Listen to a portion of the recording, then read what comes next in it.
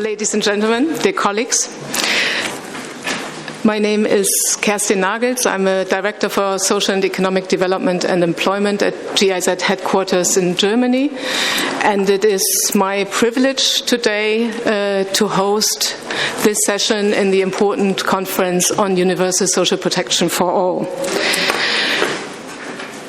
This session is called Building Universal Social Protection Systems, and it's attempting to talk about a systems approach to building universal social protection. And I think that title and also the contents that we're discussing, they somehow suggest that there was a systematic and repeatable plan to building social protection systems, and especially universal social protection systems. While I think we all know that the successfully emerging social protection systems that we have been seeing throughout this morning and that we will be continuing to discuss throughout this day have evolved over time. They have started out with very different system ingredients, and they would initially not have been mapped out probably the way they look today. Except perhaps in the minds of some great masterminds of universal social protection, which I'm sure we also have in the floor. So it is in hindsight that we're discussing how to build universal social protection systems, in hindsight of those who have been moving along. And I'm particularly honored to have today the three guests with me here on the panel who come from countries who are finding themselves at very different moments of establishing universal social protection. We have Argentine, who are just now somewhat readjusting also their social systems to a change in economic environment. We have Nepal, who are attempting to expand coverage to the entire population through the establishment of different building blocks of different programs. And we have the Philippines, who are also looking into the expansion of coverage, but through better targeting on the one hand and through also the expansion of risks that are being covered. I will start with the first round of the three panelists to get their insights about what were the essential building blocks towards achieving universal social protection.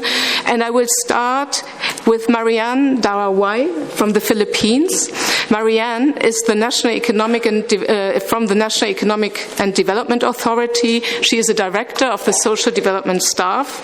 And I was very curious to read, and I like to read, that you consider yourself a public servant. Yes. And you put that first in your short bio. I heard also from my colleagues that you're quite passionate about social protection. And I think in your long career you have had quite a lot to do with the establishment of the social protection system. So Marianne, if you could tell us what you think are the essential building blocks that you consider particularly relevant to your country's USP experience, please go ahead. Okay, thank you very much, Kerstin. Yes. It's good I got it right. The main building block was basically a framework for which we would be able to further move on in building social protection systems in the country. The first of which was, of course, our roadmap for development, which we call the Philippine Development Plan. And prior to that, even, government has come into play in determining what the life of the Filipinos want in charting our long-term vision. It is the first long-term vision of the country. There was never one before. And it emphasizes, we call it ambisyon natin. It's a very local term ambition is actually ambition. And we have targeted 2040 as our goal for already working on how we are going to attend to the needs of our countrymen. The ambition is anchored on the following: that the Filipinos would have strongly bonded relationships, live comfortably, and have a secure future, and which is actually the main framework of social protection. In our pursuit of universal social protection, we conducted an assessment-based national dialogue to allow us to have a more holistic understanding of the status of the social protection in the Philippines. This is a prerequisite to the establishment of a national social protection floor and progressively in the future towards universal social protection. So, as you can see, the Philippine social protection floor has the following 4 basic guarantees: essential health care, children have access to nutrition, education, and care, and working-age people enjoy basic income security, particularly in sickness, unemployment, maternity, and disability, as well as all older persons have basic income security. We do point out a major nuance of the implementation of the social protection floor, and that is multi-sectoral and intra-governmental coordination. For example, providing universal access to essential services, especially health, nutrition, education, and care, are being acted on by the Department of Health and the Philippine Health Insurance Corporation, aside from the National Nutrition Council, Department of Education, and Department of Social Welfare and Development. We are keen on having unemployment insurance also in the Philippines, and we are proud to report that we are in the process of extending our maternity leave up to 105 days, which from the previous 60-day leave benefits to mothers. These benefits, alongside social and disability insurance, involve a myriad of agencies for implementation and coordination, particularly the Department of Labor and Employment, the Social Security Services Office, the National Commission for Disability Affairs, and among others. There are also, for income security of older persons, again, the Department of Social Welfare and Development, SSS, and the Government Insurance System Office.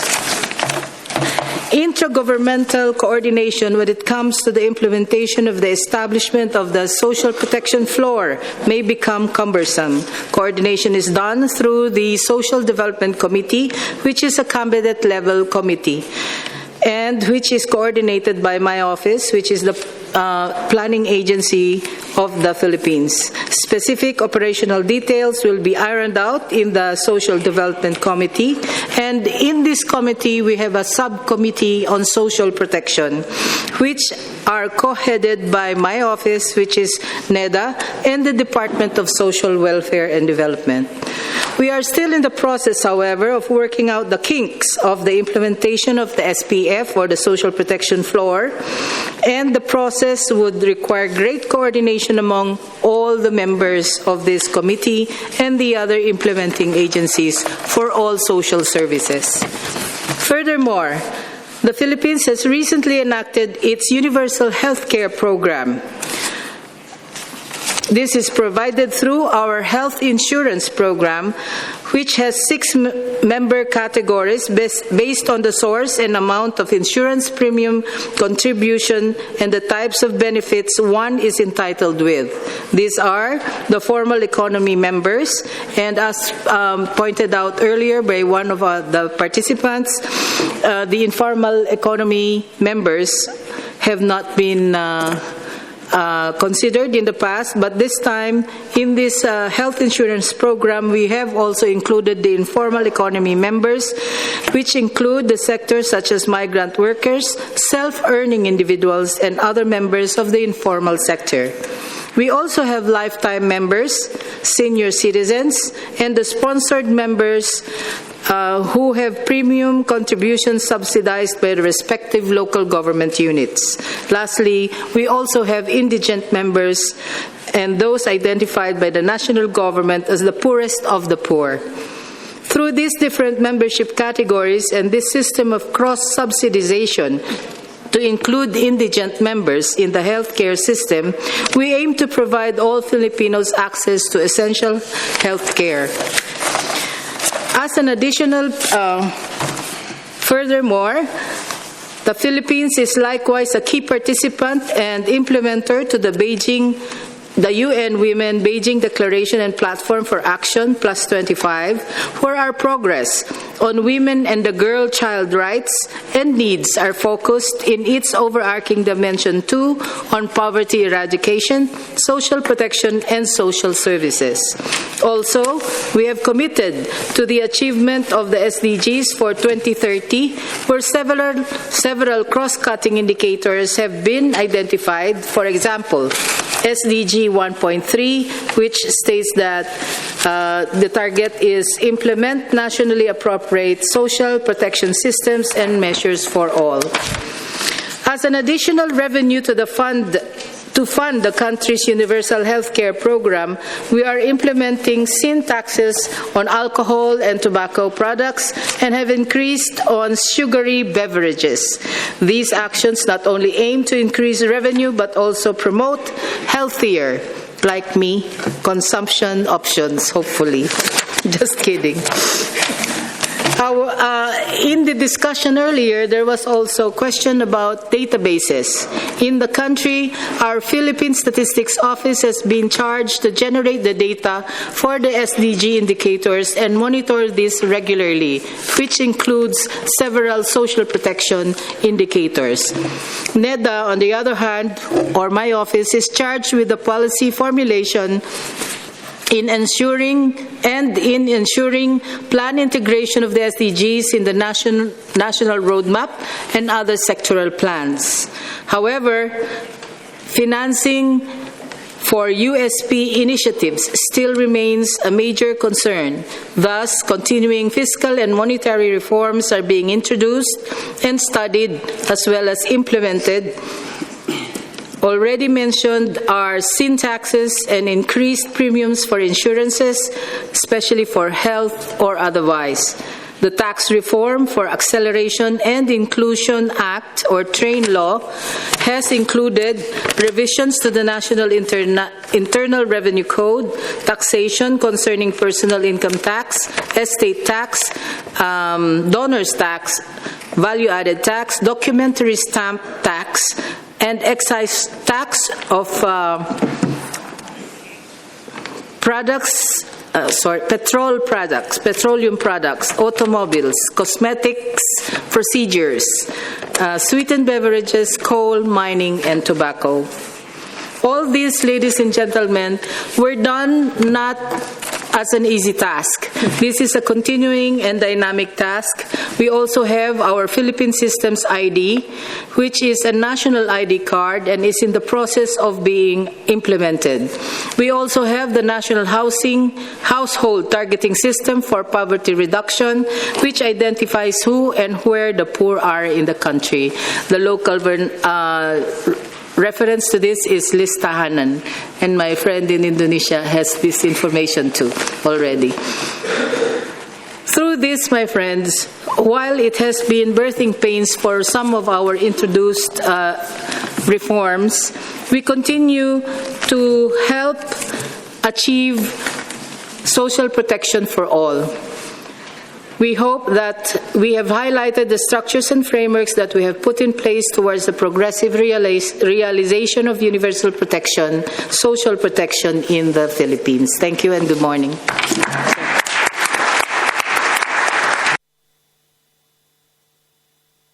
Thank you very much, Marianne. I would like to ask you one quick follow-up question, because what you just mentioned in terms of decisions being taken on the National Income Code, these are, I mean, important and also very substantial changes that would affect a country and the redistribution systems that are in place. How did you actually achieve those decisions in the favor of universal social protection?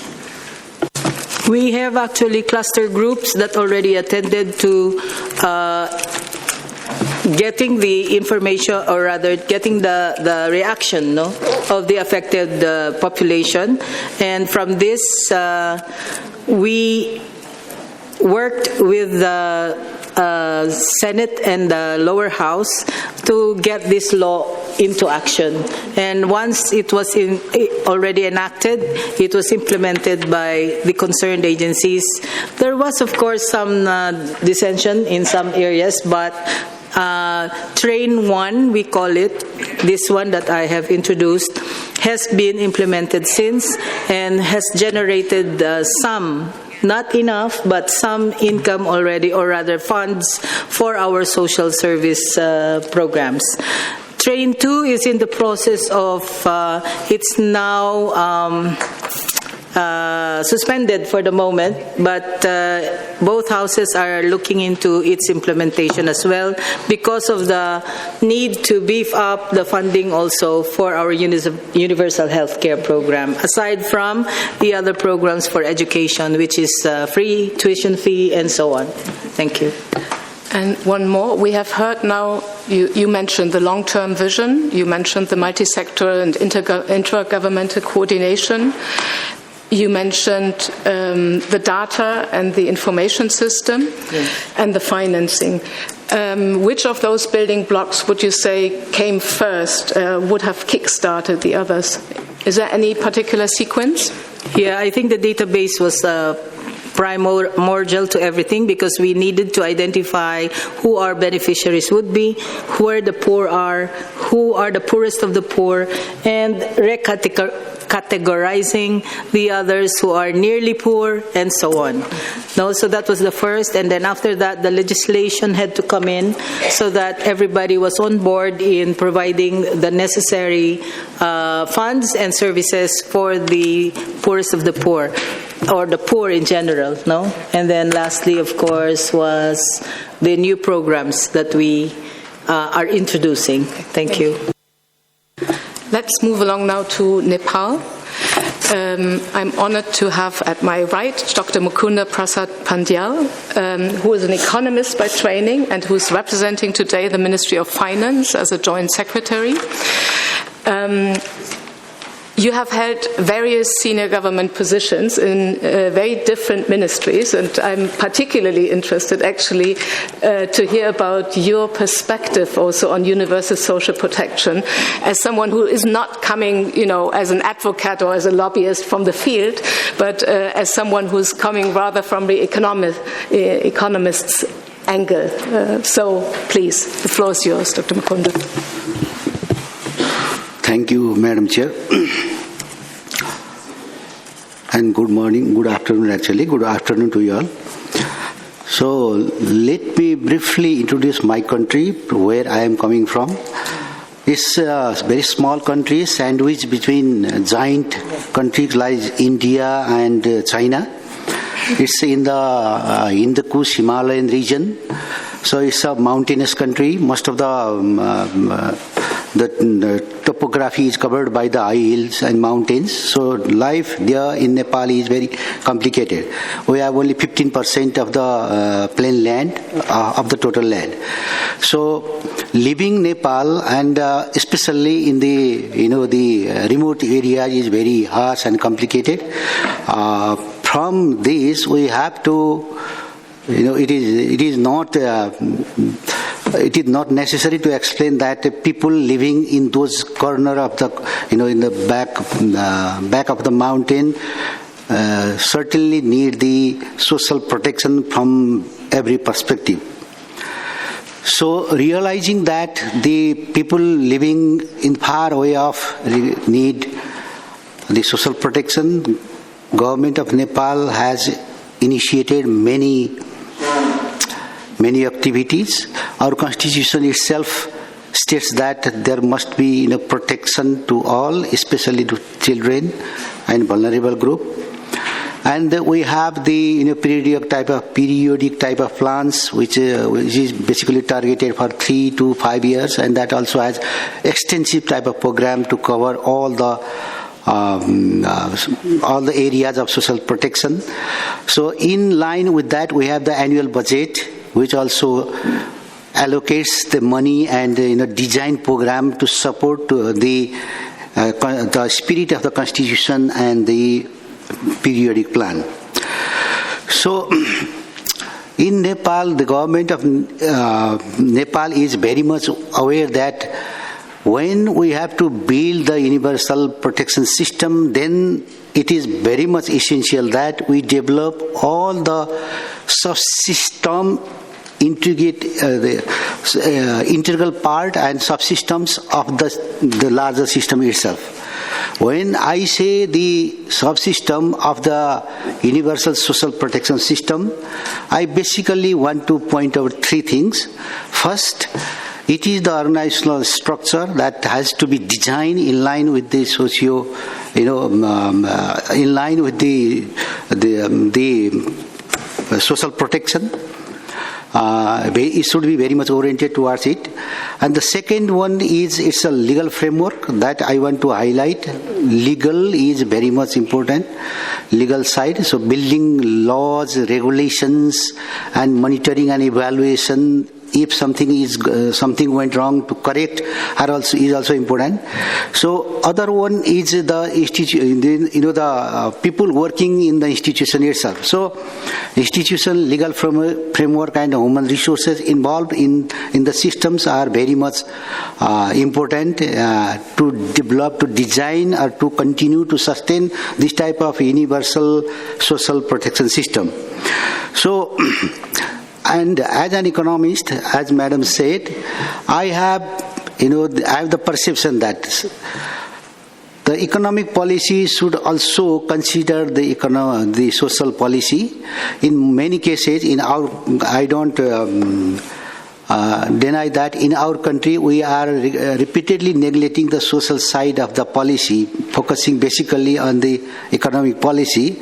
Now, since I came here and heard a lot of things about the things, then my feeling now is that the policy would not be complete unless we integrate the social policy inside it. So therefore, economic policy and social policy should complement each other such that this can help building the universal social protection. In saying that, I like to highlight one thing, that we have to design system. In particular, in the context of developing country like Nepal, we have to develop the system in such a way that it facilitates the socio-economic development at the same time. It's not that we are one way delivering transferring the resources from the government. Rather, it should contribute to the productivity and economic activities and creating economic dynamism in the country, which is very much important in a country like Nepal. So that's what I want to share.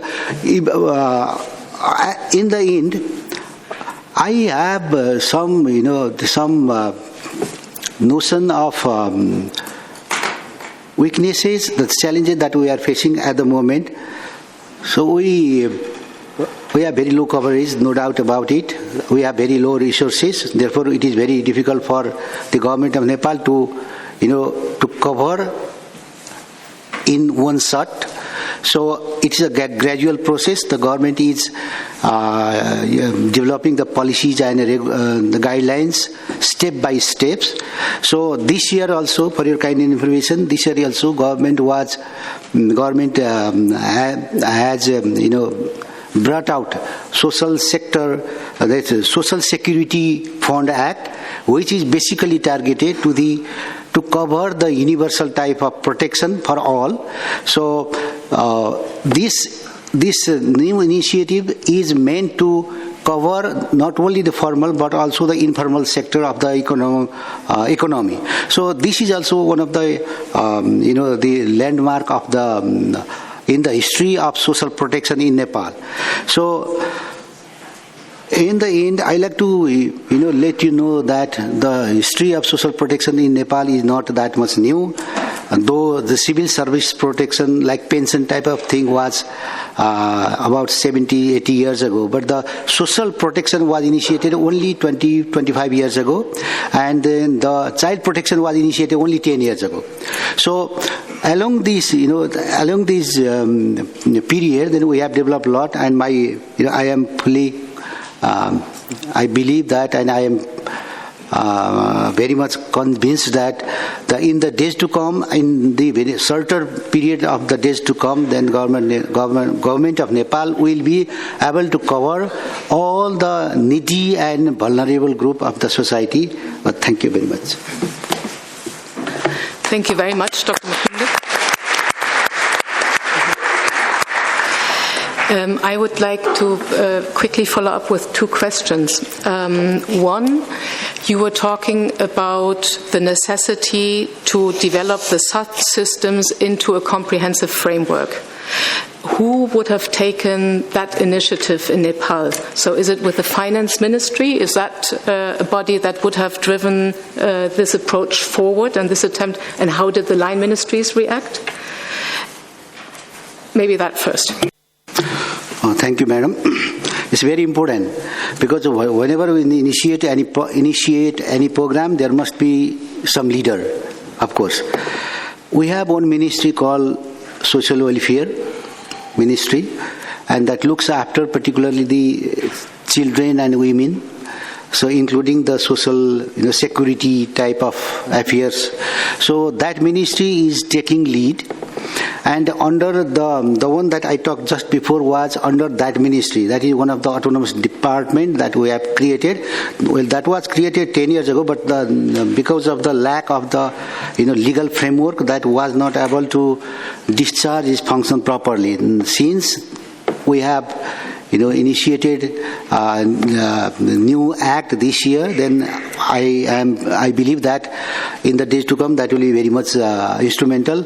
Regarding the function of the institution that where I come from, so as I said earlier, we have very limited resources. We can't allocate that much money as per the requirement, actual requirement. So we have to be very rational, rationalizing the fund. So for that particular purpose, in the first stage, we are targeting the rural vulnerable type of group, and gradually we will allocate more money in the days to come. For your kind of information, we have about 15% of the total annual expenditure is spent to this social security type of affairs, and we have about 0.15 at the moment percentage of GDP to the social security type of things. So this is the preliminary stage. So with the lead of the ministry that I just quoted, the Ministry of Social Welfare, Children and Women, the Ministry of Finance will also supporting at the same time.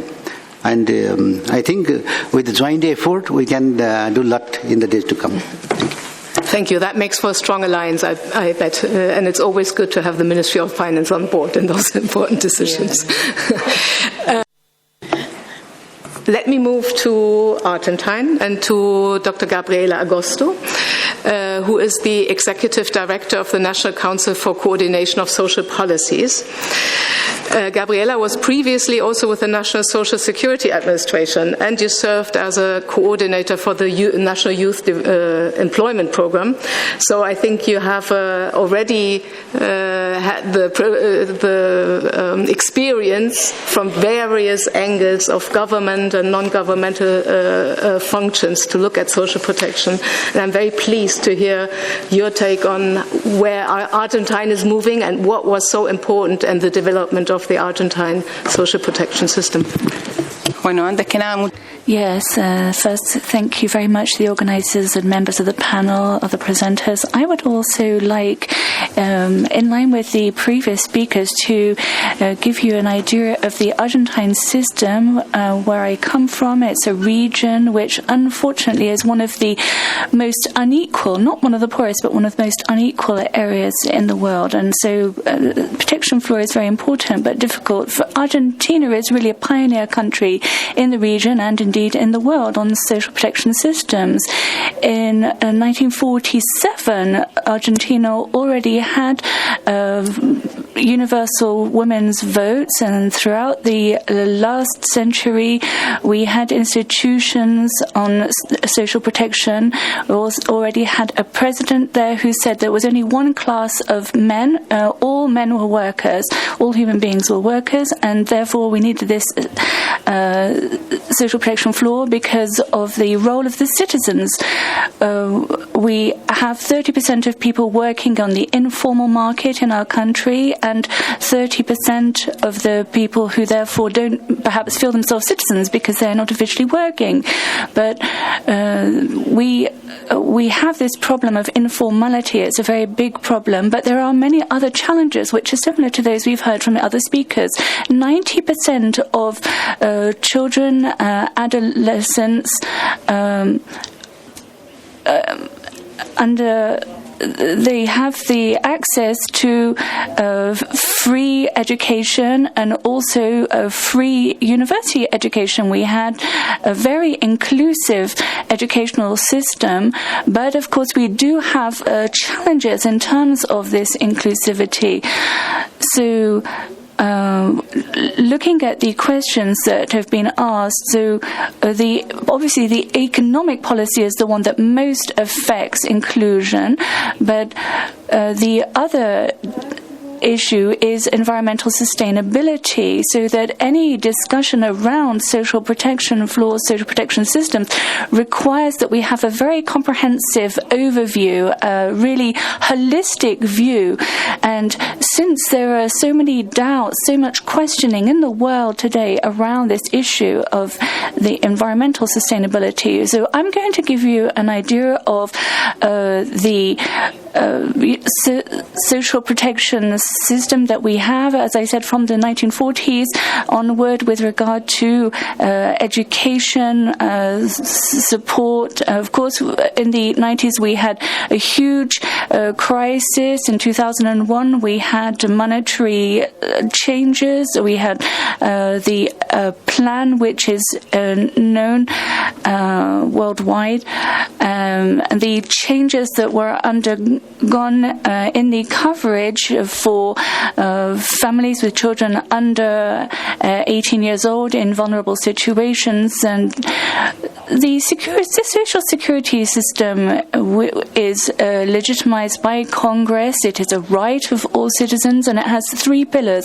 One of those pillars is the minimum income floor, improvement of quality of life characterized by health access and education access, and so also housing and infrastructure rights, promoting social inclusion through employment, access to employment. And so these are all policies which come together. We have cross-cutting policies, and also looking at particularly vulnerable groups, indigenous persons, migrants, women, the urban and rural populations, and persons with disabilities. As I said, 90% of the children in Argentina actually are in receipt of child benefits under the age of 18, and also we have 90% coverage for pensions, whether those are contributory or non-contributory pensions. So that is already quite extensive with regard to the coverage. And the problem of labor informality is really a key issue, particularly in rural areas, and we have to incorporate these people? How can we incorporate people who are not in formal work into the system? So we had several initiatives which we have social inclusiveness of those in precarious work into the health coverage, and enabling people to have social coverage even if they are working in the informal sector, so that they are able to make contributions to pension and have a pension when they retire. This have required a system which meant that people who were within structures of poverty, the idea is to have a transfer of lands to those people in rural areas who need them.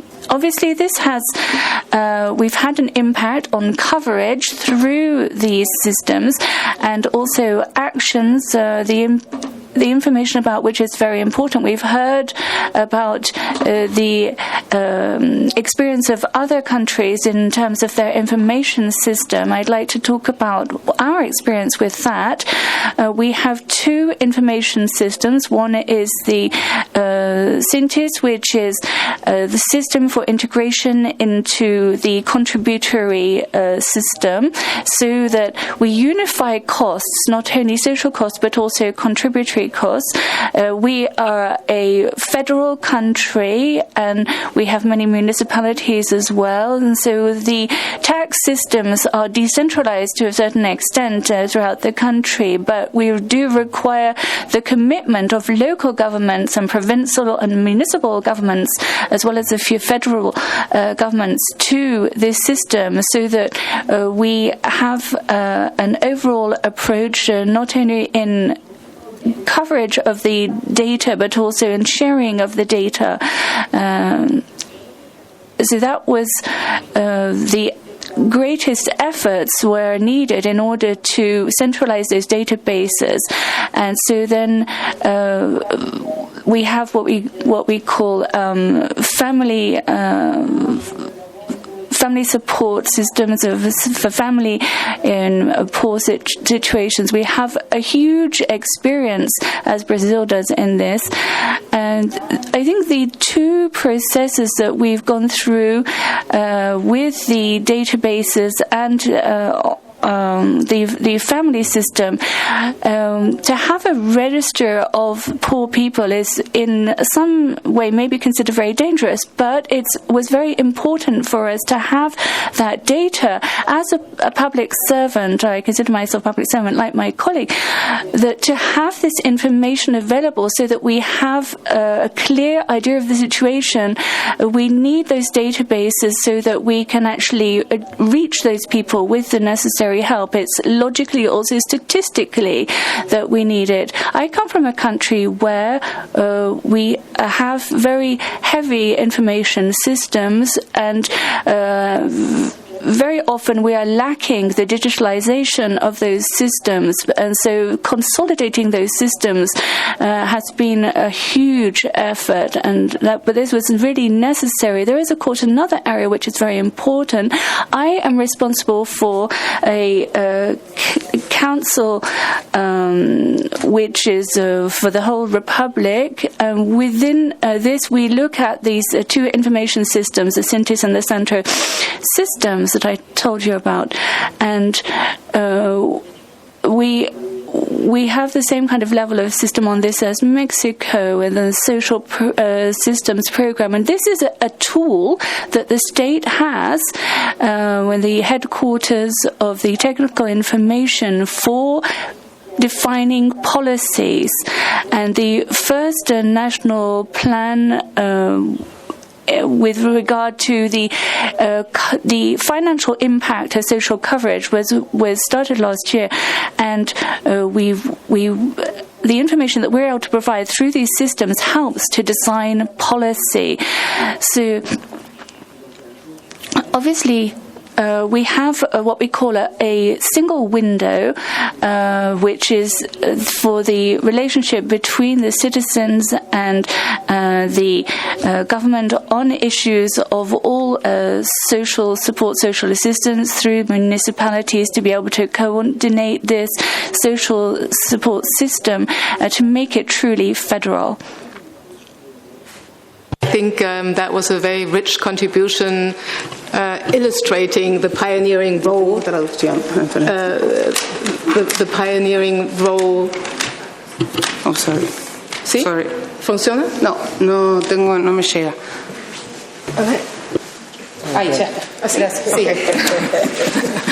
So I was just to say that your contribution aptly characterized the pioneering role of Argentine in the movement towards social protection and the pioneering role that you have had internationally. I think there is plenty of probably of follow-up questions from the plenary, which you might also have to take into lunch break, I'm afraid. But I will give you a little bit of room shortly to also ask the most important questions in here. Gabriela, you pointed out that it is quite difficult with regards to the information systems. You pointed out, one, be careful about not stigmatizing, not establishing separate registries that would rather stigmatize beneficiaries. And you also pointed out how difficult it might be to share information between different services and to make sure that these that the information generated can be used to complement different services and to actually interlinking them. What would be your main lesson learned in that context? So what do governments have to absolutely consider when establishing those kind of information? And then I would like to move to Marianne with that same question. Mm-hmm.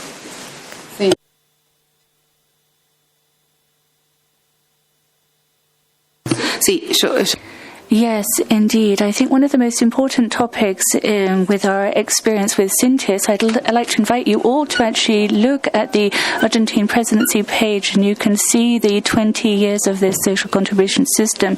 Really, trust was absolutely important here in the use of data. We do have a law on data use, so protecting that data in terms of their consumption, their income, and of course, we have to have the certainty and very clear rules on the use of data so that we know that this confidence, this trust is strengthened and kept with regard to finance and economy, social security. It's very important to have access to this data. We have more than 8,000 different databases which contribute to that overall database. With regard to justice, we have specific data in the penal system. We also have requests coming in, 10,000 municipal, provincial and other users. Obviously, with regard to the data, it needs not only to be protected, to be safe, but also to be usable for those who have access to it, to have all the social components, the local and municipal governments, provincial governments who want to use that data and also contribute to the federal data overall. Thank you. In regards to the Philippine ID system, it's still being developed. It is intended to identify all Filipinos locally and abroad. So meaning to say they do not need to have multiple identification cards anymore, all Filipinos, to be able to transact business with even the banks, if possible. But for now, we're looking into the integration of the Social Security system identification and, of course, the cash transfer system. But at this point in time, we're only focusing on identifying them as us Filipinos. No? So it is a national ID system which is going to be targeted for piloting at the Metro Manila area first and one other region to determine whether it is, especially the elderly and the 4Ps beneficiaries, they're going to be prioritized so that the beneficiaries of our cash transfer program will no longer be using their cards at the moment and will be covered for all other services, no? If they have the national ID already.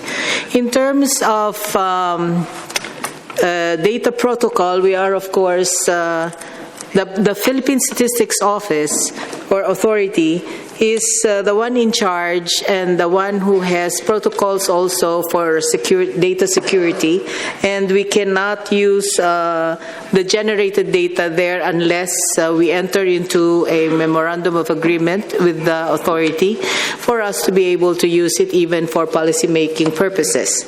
Aside from that, the generated information that they have are published, and if it is published, that they are the national authority for statistics in the country, but the local governments can still do their own data generation, and with the accreditation from the PSA, they can use it as official data as well.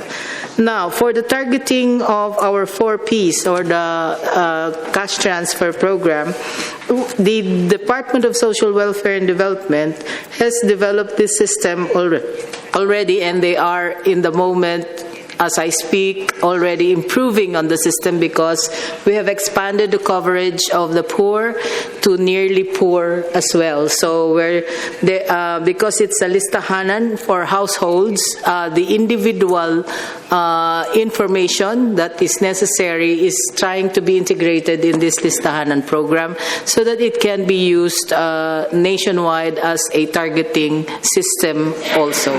So for now, it's only used for our cash transfer program. Thank you.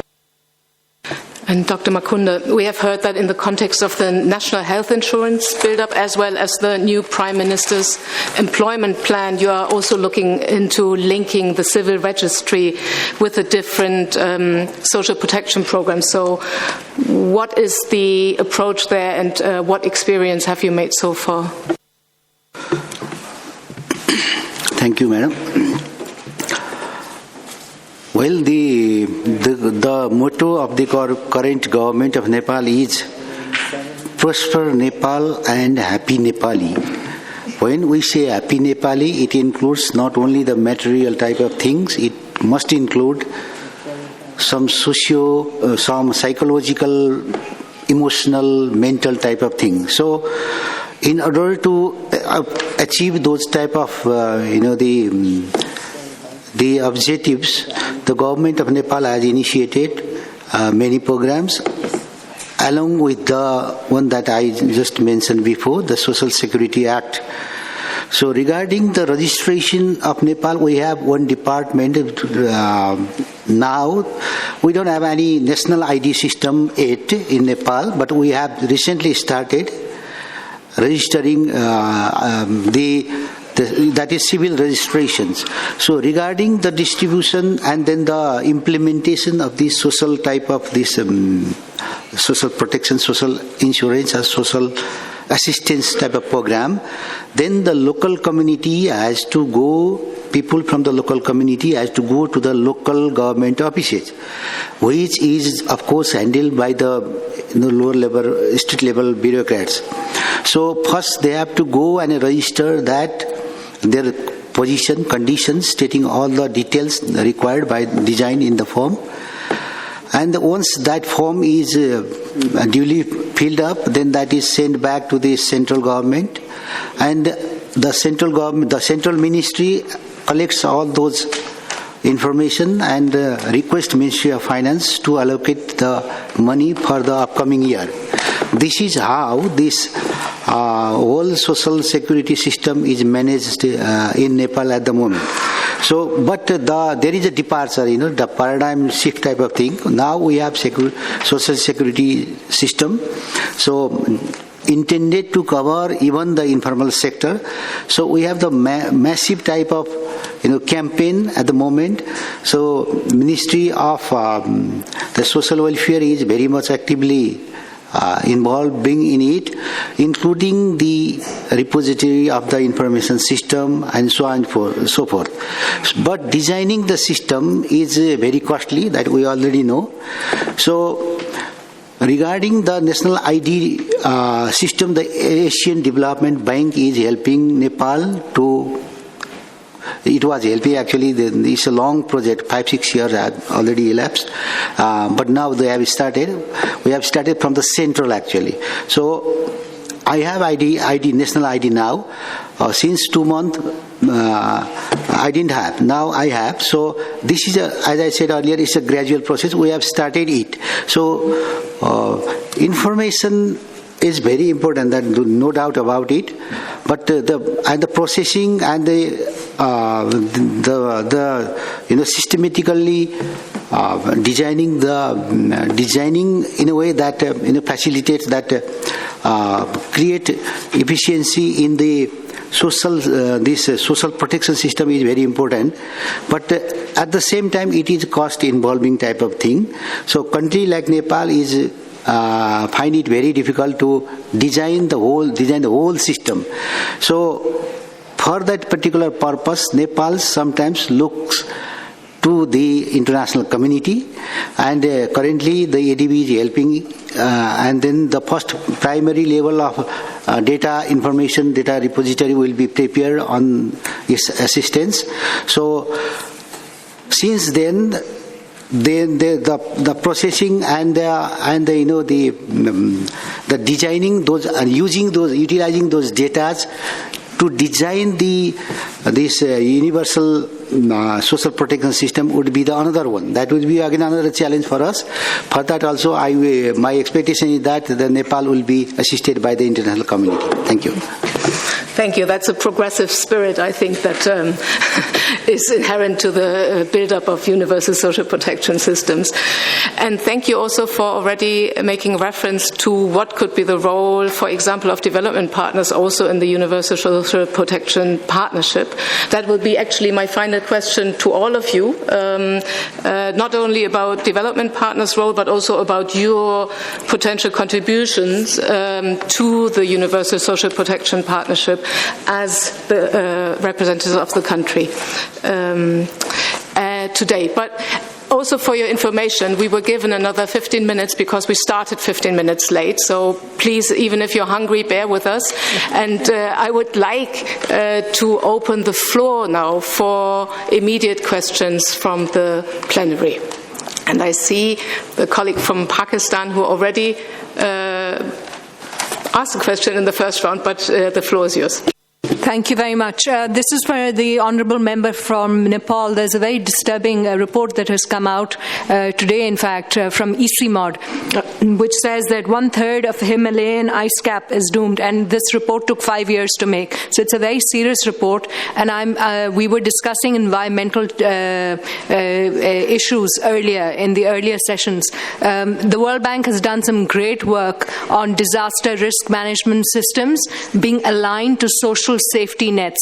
I hope that Nepal and other countries who are going to be hit by this, especially in South Asia, are going to take advantage of that. Otherwise, the most vulnerable, who we are representing here today in Geneva, will be really badly hit. And just a side comment on Philippines. I've seen as minister when I was there your list, Hannah, and I understand that ADB is not just helping Nepal out, but ADB is also helping Philippines out with the registry. So I'm happy to see that there is some work on that. Thank you. I would like to take 3 questions in a row. The lady over there. Thank you. Merci. Thank you. Yes, I'd like to thank all the speakers. I would like to ask a question to Madam Gabriela Agosto. I know that in Argentina they have a system for grant checks for children. I would like to ask how that system is financed, firstly, and secondly, you talked about the evaluation plan of your social system. With regard to that plan, that program, what were the results of that analysis? Thank you. And then I had a third one over there, please. Boris Engelson. I am a bad journalist, but still accredited with the United Nations. I am referring to the title of the last two sessions, and we have heard during these two sessions that social security and coverage have a long history. Even in the South, it started 1, 2, 20 centuries ago. So what are, in fact, the obstacles? One possible answer is to say it's because of tax evasion and debt imperialism. Some countries, even at the podium, are very keen on this kind of rhetorics. But maybe this is not the final answer. So what are the obstacles which make that after 1, 2, 20 centuries of agreement for the case, the title of the previous session is Case for, everybody is for. So why it doesn't work until today, and what are the main stumbling blocks we are supposed to discuss until 5:30 this afternoon, until this case is implemented once and for all. Thank you very much. I think some of the challenges were already pointed out by the speakers, but I think they'd be happy to dive a little bit deeper. Is there a very, very urgent question over there? Because I have to also look at the time management. So that would be the last I'm taking. Yes, I think it might be fairly urgent. My name is Patrick Turan. I'm former senior migration specialist here at the ILO and now head up Global Migration Policy Associates. And I wanted again to pick up on a point I think that was raised earlier this morning about the particular concern globally with essentially the exclusion of many, if not most, people who are migrant workers outside their country of citizenship, and a widely generalized lack of access to social protection, both in terms of their country of origin and in countries where they're employed. This becomes a huge issue in countries like where I come from, where the United States Social Security Administration indicated that they obtain about a $55 billion subsidy over a 5-year period from the contributions that are obligatorily made by workers who have no documented status, but who can never benefit from the contributions they make. I look at this in a bigger question and note that I would have liked to hear, or I think it would be useful to look at not only national solutions, but some of the regional solutions that are emerging, particularly in the case, for example, of Argentina that's part of the Mercosur system, in which the Social Security Administration's access and benefits are generalized across the region, and people who work from one country and another actually can benefit, and access is even easier than for people moving within the European Union. I think in the terms of the Philippines, there's a lot that the Philippine government is doing. Nepal has, 20% of its workforce outside the country and faces serious problems. Okay. I'd like to say this is on the table. Perhaps it deserves more discussion later, but I leave it at that. It does deserve a lot more discussion. I'm completely with you. I think most of the countries present here are sending workers outside. Some are also receiving, so it would be interesting to hear their very, very brief reply to that. I would like to have that final round now of you three. So I would start with you, Gabriela. Could you kindly answer also our Tunisian colleagues' question on how you evaluate, and then we move forward and take the questions, but also your final statement, please, on what you would contribute to the USP partnership. Thank you. Let me try and be systematic about this. I'll start with the issue of migration. There's a report that we have on migration and the SDGs as part of the Agenda 2030, and the most important point in that is that 0.7% of our GDP is spent on migrants. We also work with the OIM, and the information is very interesting. We don't only look at migration as an international phenomenon. We also look at internal migration, and we've got a lot of people moving from region to region within Argentina. With Mercosur, yes, we do have an agreement, but it covers only workers in the formal sector. We have similar agreements in terms of social protection with Italy and Spain, but we still have a lot of problems to face with those who work in the informal sector. Now, the gentleman in the row in front of the first gentleman talked about obstacles. The world is changing, as we all know, faster and faster, and we have more and more global challenges to face and more local ones. That's why we feel that a multilateral approach is essential.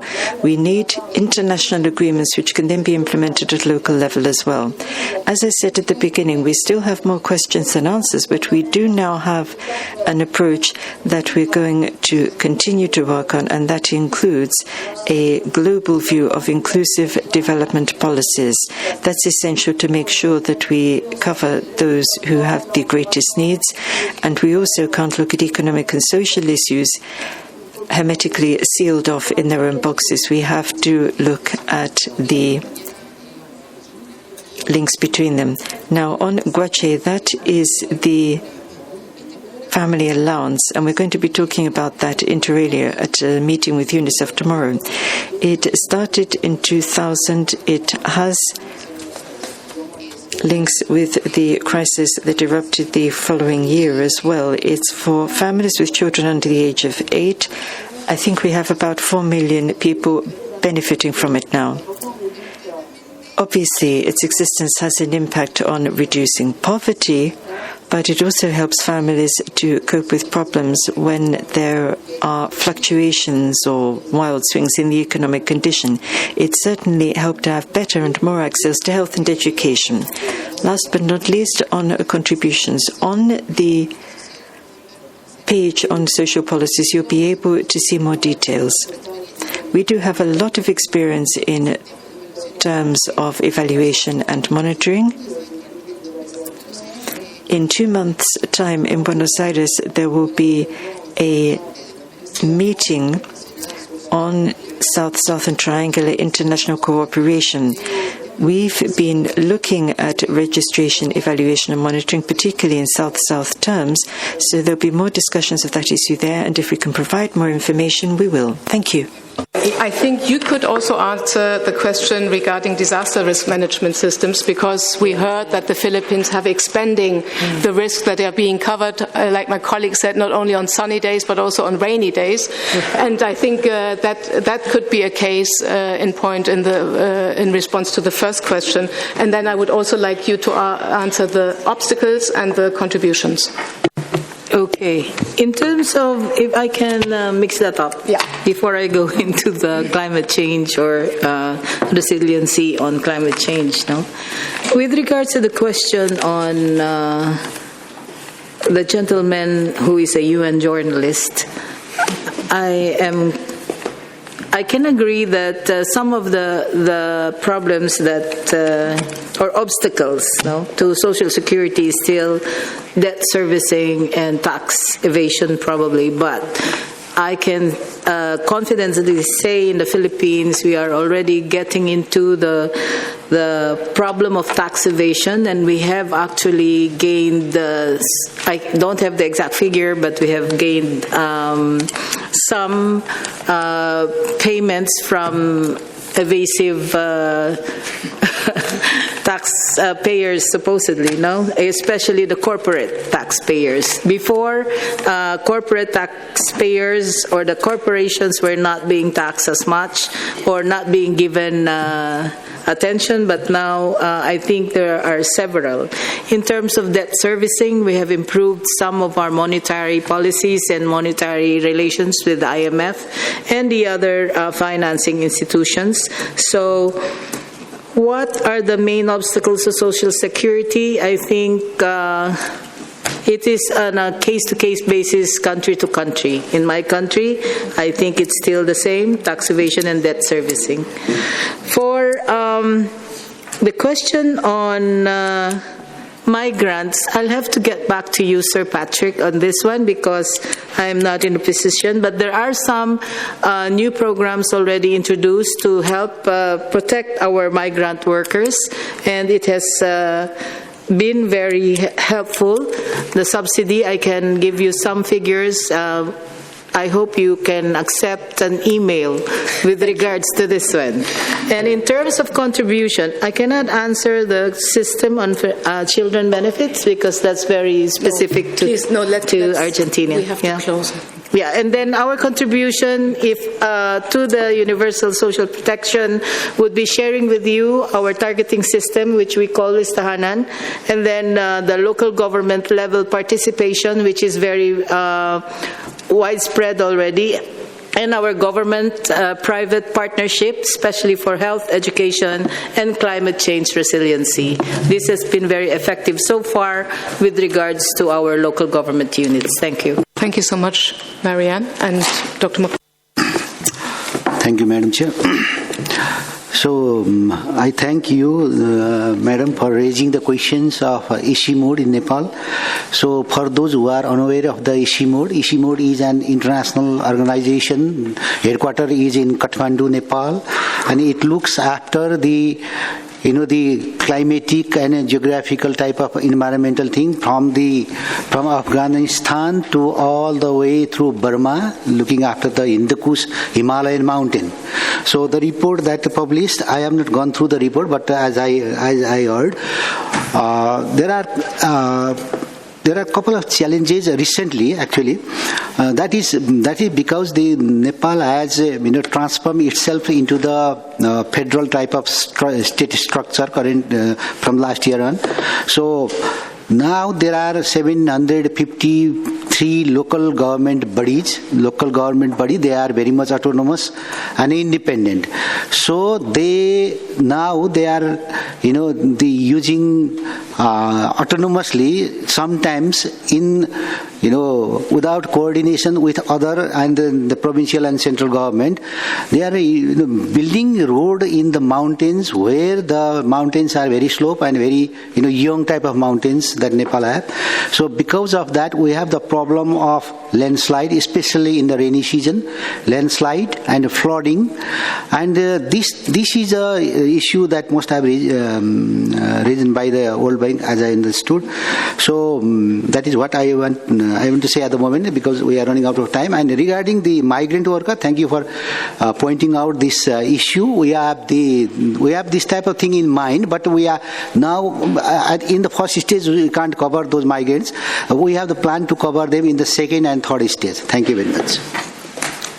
Thank you so much to all three panelists. I think that was a very rich round of experience sharing between three countries and the plenary, and I see the high levels of attention span even if we're moving into lunch.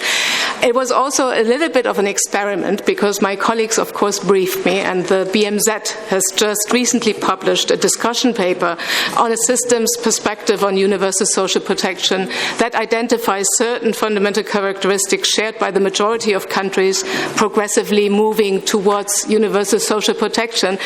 And I'm happy to say the experiment succeeded. We actually captured through the different contributions all those essential building blocks that were identified. I think especially in the discussion we also saw, when it comes to very different redistribution decisions that have to be taken, then it is really, really important to have a very good platform, a shared vision, if possible, a legal framework that will be,